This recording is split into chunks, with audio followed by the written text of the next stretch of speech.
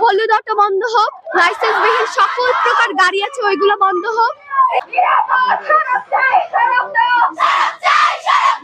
গতকালকে এই রাস্তায় ঠিক এই কিছুটা সামনে সড়ক দুর্ঘটনায় ৮ম শ্রেণীর একজন ছাত্রী চৈতি মারা গিয়েছে।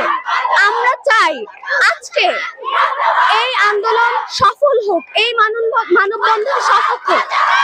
তখন চৈতিকে হসপিটালে নিয়ে যাওয়া হয়, 2 ঘন্টা পর কেন চিকিৎসা দেওয়া হলো?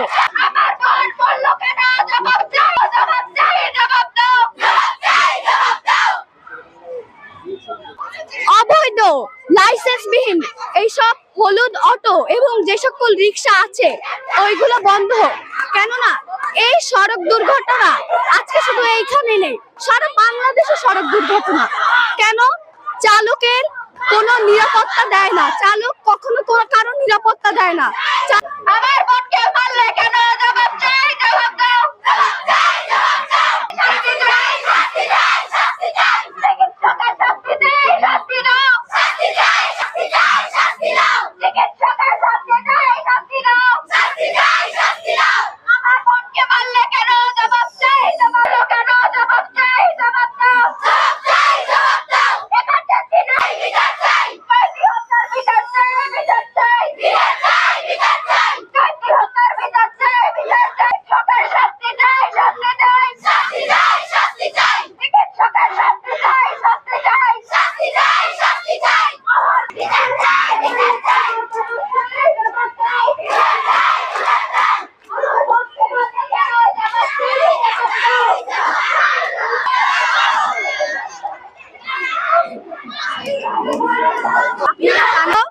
যেই চিকিৎসক চৈতিকে চিকিৎসা সেবা দেয়নি, তাকে অবহেলা করেছে, তাকে অপসারণ করা হোক 24 ঘন্টার মধ্যে।